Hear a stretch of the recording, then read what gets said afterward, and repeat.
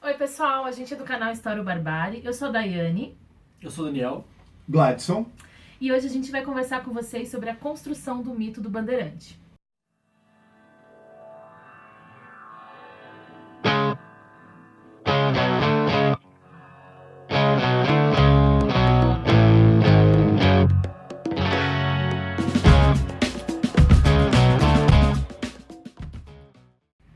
Antes da gente começar esse vídeo super legal, a gente não pode esquecer de pedir pra vocês dar um like, pessoal, não esquece aqui, ó, dá seu like, seu joinha.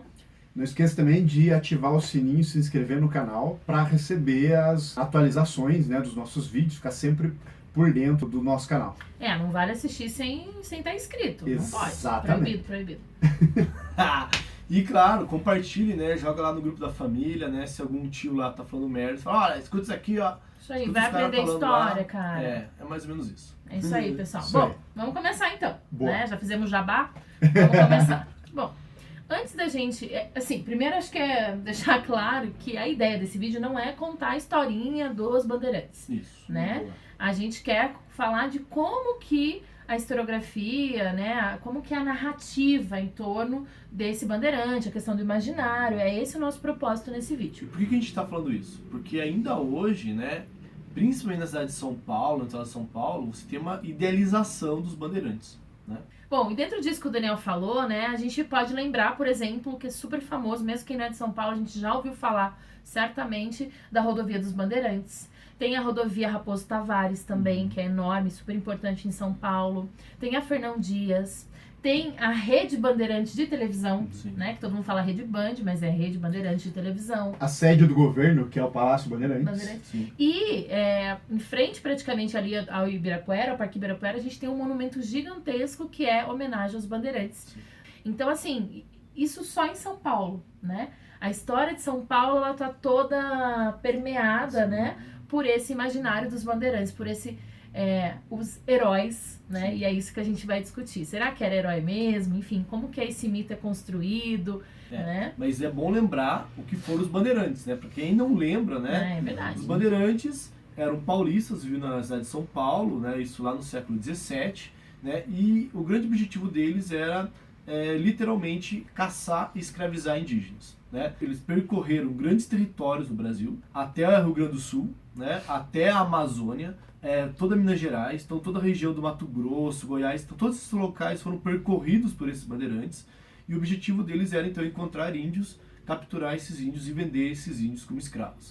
E além dessa busca por indígenas, né, que era um mote principal dos bandeirantes, tem a questão da busca pelo ouro, né? Sim. E isso atrai apoio do governo português, inclusive. Né? Então o governo português começa a tratar com certa benevolência os bandeirantes, favores e proteções, exatamente porque eles são o grupo que está ajudando a chegar no grande objetivo da coroa portuguesa em vir para as Américas, que era Sim. encontrar, né, ouro e prata. Isso é importante porque todo mundo tinha medo de entrar, né, no sertão do Brasil, no interior do Brasil, e os bandeirantes vão...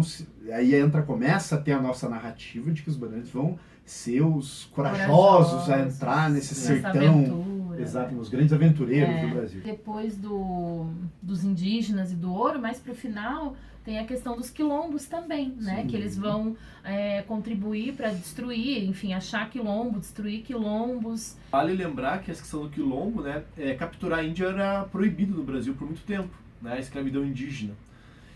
E mesmo sendo proibido, os bandeirantes não se importavam muito com a lei. Tanto é verdade que quando eles foram convidados, né, a destruir Palmares, né, uma das trocas com o governo foi retirar as acusações, né, por eles estarem praticando crimes. Eles eram criminosos. Dentro da lei portuguesa, eles eram criminosos. Mas, para destruir Palmares, o governo então fez esse acordo com eles. Né? Aliás, a gente vai falar dos quilombos Palmares em breve, hein, pessoal? Fica atento aí no canal. Bom, acho que conceituado isso rapidamente, né, gente? A gente só, como a gente falou, não é o objetivo do vídeo a gente ficar falando sobre isso. A gente quer, então, discutir em que momento nasce essa construção desse mito, né? Sim. Que o bandeirante se torna um mito de sinônimo de aventureiro, de corajoso, daquele que tem amor pela pátria, patriota. Acho que o mais importante é o mito do herói, né? Então, da onde que vem essa ideia de que esse cara que escraviza, né, que destrói quilombo, que vende escravo, Que é né? fora da lei. Que é fora da lei. De onde esse cara se torna um herói? E aí você percebe, então, que a partir do final do século XIX, né, a gente vai ter uma historiografia paulista, isso Sim. é bem importante pontuar, toda essa mistificação do herói bandeirante, ele nasce em São Paulo, né, Sim. e aí tem um motivo, uma razão de ser, por isso, né, tudo começa em São Paulo, né, São Paulo é o grande, depois eles vão se espalhando. Mas no final do século XIX, São Paulo se torna politicamente um estado de destaque no Brasil, por conta do ciclo do café, né? Então ele começa a ter muita grana. Mas, ao mesmo tempo, São Paulo tinha essa questão, puxa, a gente nunca foi capital, né? Tinha essa questão de eles se sentiam menos protagonista no cenário brasileiro. Na verdade, eles eram, né? Eram, Inclusive, exato. Isso era uma forma, tinha um ressentimento ali, né? E a trajetória de São Paulo ela é muito diferente do restante do Brasil, né? Então, durante o período colonial, enquanto o foco está lá no Nordeste, aquela pujança toda de São Paulo é uma economia marginalizada, não tem acesso ao comércio de escravos africanos, não recebe tanta atenção do governo português. E com o tempo, mesmo depois da independência, aí o foco muda, né? Então Sim. você tem o Rio de Janeiro como sede do governo e sede política e econômica também. São Paulo de novo marginalizado. Então tem essa demanda histórica de São Paulo Querer ser protagonista em Isso, alguma coisa. e daí, a partir do né? ciclo do café, você começa a ter São Paulo como uma proeminência econômica. Exato. Então, como eles assumem, né, pela primeira vez, um papel de destaque no cenário nacional, busca-se criar uma trajetória histórica Pra justificar. que justifique esse papel no Exato. presente. Né? Então, Exato. e daí aí a figura do bandeirante cai como uma luva. Exatamente. Então eles vão resgatar, isso é muito interessante. Então no final do século XIX, a partir de 1870, 1880, eles começam a buscar então essa figura do bandeirante, né? Que na época, lá no século XVII, não era chamado assim, né? Eles eram chamados de paulistas, portugueses. Bandeirantes é um nome mais depois, né? Então e quem são essas pessoas, né, que vão buscar então resgatar esse passado glorioso e colocar esse passado de glórias e tal? São justamente homens letrados, né? Então, sujeitos ricos, uma elite paulista, uma elite que queria participar, inclusive, da política, né? Ou que já participava da política, homens brancos, né? Então, são essas pessoas que são os donos da história, né? Que estão escrevendo a história ali. Instituto Histórico Geográfico. Exato. De São De Paulo, São Paulo, e do Brasil né? também contribuiu um pouco nisso. É verdade. Então, são essas pessoas que vão escrever narrativas, vão estar escrevendo em jornal, vão escrever poesia, vão escrever biografia, enfim, uma série de publicações trazendo, então, agora essa imagem positiva, né, desse bandeirante. E daí nesse processo você tem todas as atrocidades que o bandeirante tenha feito, isso vai ser sempre diminuído ou visto como um efeito colateral dessa pujança, dessa coragem, dessa contribuição positiva que os bandeirantes trouxeram. Então, é um silenciamento do lado negativo, né, das bandeiras, e um enaltecimento, essa questão da coragem, né, da predisposição. É quase como se eles fossem também empreendedores, né? Sim. Apesar do anacronismo da palavra, mas a ideia de que eles não ficavam esperando a coroa portuguesa fazer alguma coisa por isso. Eles foram à frente atrás. do seu tempo, E né? é engraçado que, mesmo nessa época, tinha aqueles que criticavam. Mas mesmo os que criticavam, ele falava, olha, eles fizeram um monte de coisa errada, mas foram responsáveis por muita coisa, né? Então, assim, essa ideia, todo esse elogio vem também no sentido de, olha, eles contribuíram para o Brasil ser esse país gigantesco. Então, eles não contribuíram só com a história de São Paulo. Com a nação. Eles contribuíram com a nação. Porque também era o momento de criar essa identidade nacional. Então, os bandeirantes também participam dessa ideia, né, de, olha, eles contribuíram para o Brasil crescer, né, porque eles foram a territórios que eram, né, de acordo lá com o Tratado de Tordesilhas, eram dos portugueses, e quem chegou lá, então, primeiro foram os bandeirantes. Eram os espanhóis. Isso, exato, né, eu falei o contrário. Tá? Então, assim, é interessante a gente perceber isso, né, como se vai construindo uma história, e aí também é uma outra coisa, os historiadores da época vão fazer esse papel, né, de contar essa história a partir desse ponto de vista, né. Eu acho bem importante pontuar isso, né, gente? Já que essa é uma das ideias do nosso canal, a gente discutir o método histórico, a ciência, né? Então, no final do século XIX, a gente tem o positivismo, né? Que podemos fazer aí um vídeo mais pra frente para discutir só o positivismo, né? As correntes historiográficas. E o positivismo é isso, né? A história dos grandes heróis, os grandes nomes, Sim. os grandes feitos, né? É uma história da dominação do homem, né? Então, isso reflete bem essa construção histórica daquele momento, né? Então, essa historiografia que traz também esse bandeirante como herói é uma historiografia datada daquele momento. Ela é filha do seu tempo. E é importante a gente pontuar também esse período em que São Paulo assume uma proeminência econômica, em que os paulistas se veem como a locomotiva do país. Eles se veem como carregando um país atrasado nas costas. Sim, era muito E forte. é nesse ponto, né, nesse período histórico, em que se recupera a questão do bandeirante. E o exemplo do bandeirante vai servir para demonstrar como os paulistas têm muito a ensinar para o resto do país. Então, o Brasil tinha que aprender com São Paulo, né? Tinha que aprender com os cafeicultores, nesse presente que a gente está falando, e para exemplificar isso, eles foram buscar no passado um exemplo. Na verdade, se criou a ideia dos novos bandeirantes. Que seriam os que era fazendeiros. essa elite. Inclusive, se tentou criar um vínculo de famílias, né? Se verdade. buscar a árvore genealógica de das famílias, e conseguiram remeter meio que torto aos bandeirantes.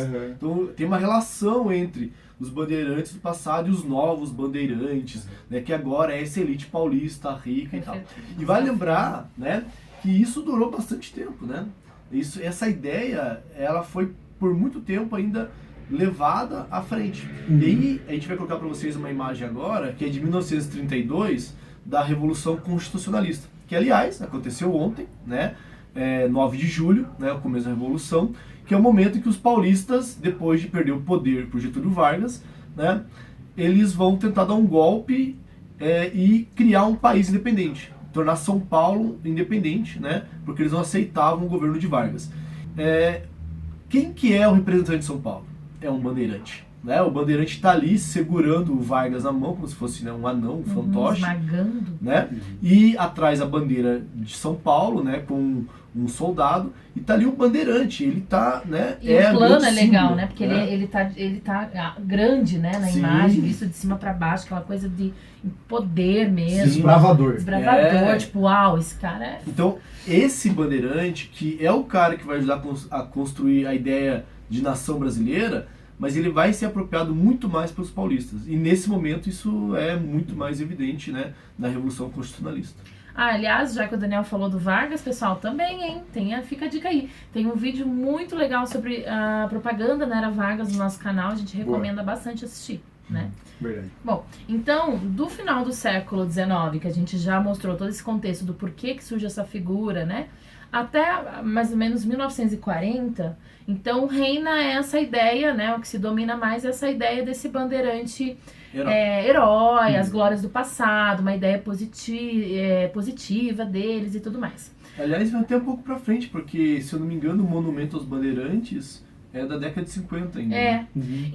Tanto é que assim, considera-se que começa a mudar, né, a ter uma outra visão e a historiografia começa a discutir a partir de 1960 em diante. Sim. Né? E aí a gente já entra, né, e para um segundo momento, um outro ponto de vista que é muito mais recente, Sim. né, que é justamente da gente mostrar aquele lado que a historiografia do passado tentou esconder, né? É o bandeirante como assassino, Sim. como escravizador, como abusador. Então, né, se tem muito ultimamente mostrado esse outro lado, né? Sim. Desse bandeirante que não é herói, como, né? Que vai por interesses próprios, que Sim. quer enriquecer. Né? E é importante a gente pontuar que isso não é uma questão com o bandeirante. Não é o bandeirante, a gente mudou para pegar no pé do bandeirante. Existe uma mudança na historiografia, né? Então, toda a história passou por um processo de renovação, né, a partir desse período, em que se começa a repensar o que já foi escrito na história. Então, a historiografia começa a se remodelar, tentando olhar os acontecimentos do passado por outros vieses. Sim, inclusive os novos historiadores estão olhando para os historiadores e falando, olha, na verdade esses caras, eles não estão relatando os fatos ou escrevendo uma história de maneira como realmente foi. Eles estão criando uma ideia idealizada dos bandeirantes. Os bandeirantes não eram aquilo, né?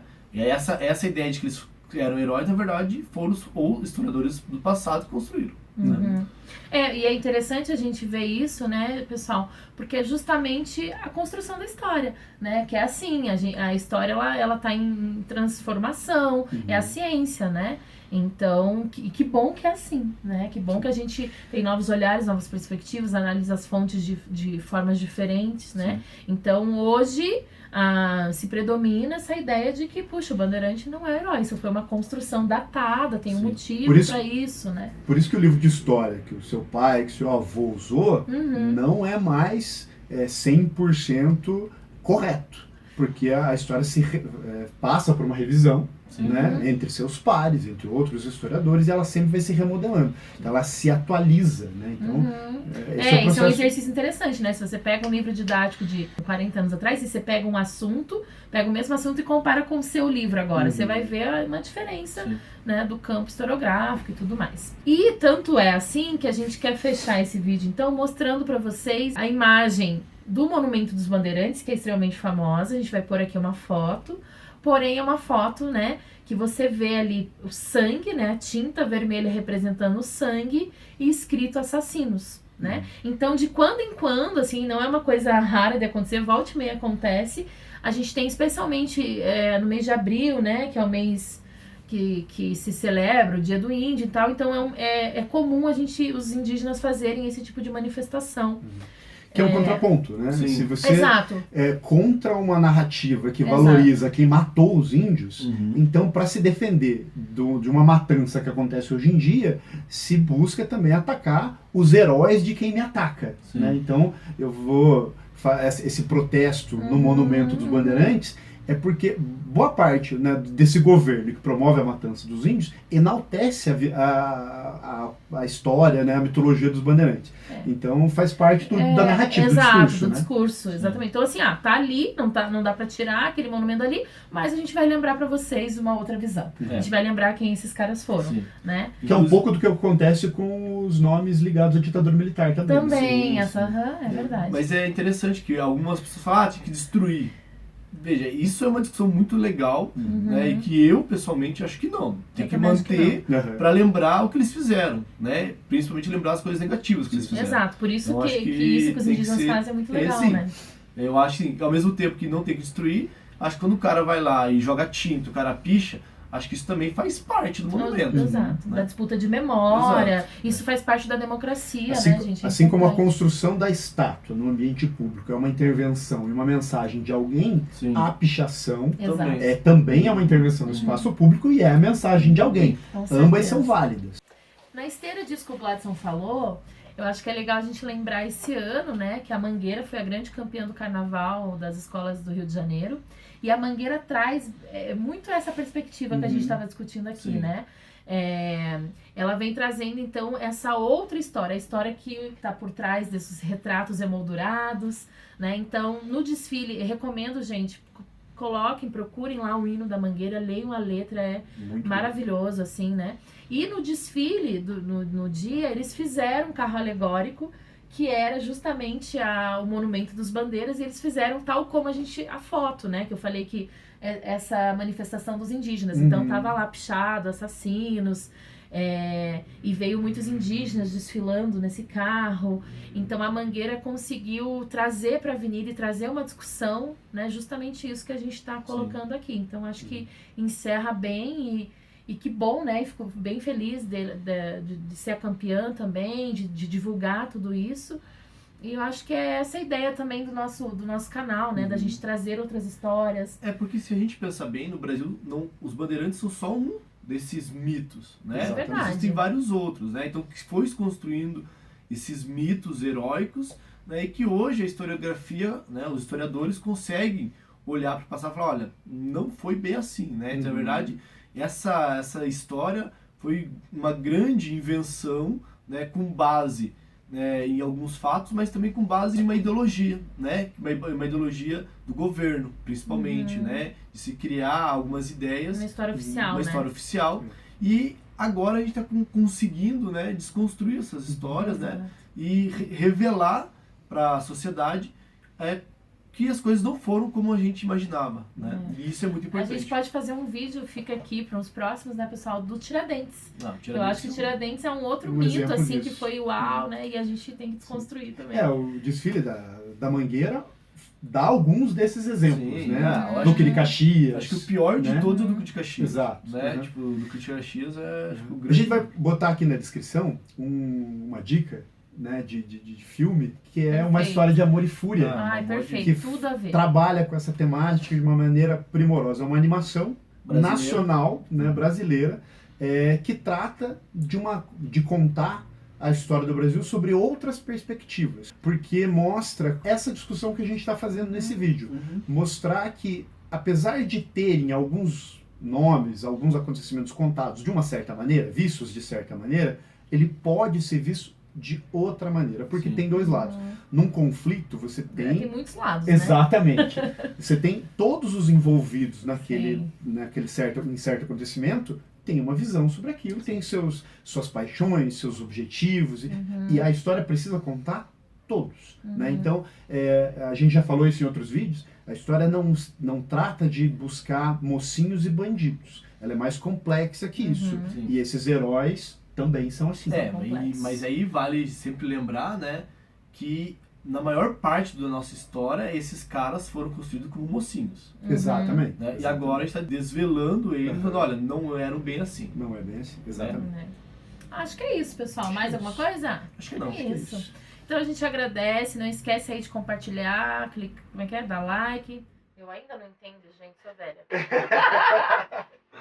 É importante dizer que esse vídeo foi baseado no artigo do historiador Ricardo Luiz de Souza, que a gente vai deixar linkado aqui embaixo, onde ele aprofunda todo esse assunto, né, e traz várias referências. Então, para quem quiser saber mais... Veja lá, pessoal. Ele tá tão emocionado que ficou sem voz. Para quem quer saber mais, é só você consultar lá o artigo que a gente vai deixar disponível. É isso. E eu acho que, né, cumprimos aqui a ideia, o objetivo, nossa missão do dia, pessoal. E a gente quer agradecer. E compartilhe o vídeo, curta, se inscreva, ative o sininho, faz tudo isso, tudo. E É isso. é isso, escreve aí pra gente. Eu queria finalizar com uma frase daquele filme que a gente comentou. Eu até Fala. sei qual Né? é. É linda Que essa é frase. a frase sintetiza um pouco do espírito desse vídeo, né? No filme ele fala assim: os meus heróis não viraram estátuas, morreram lutando contra os que viraram. Ai, me arrepiei. É isso.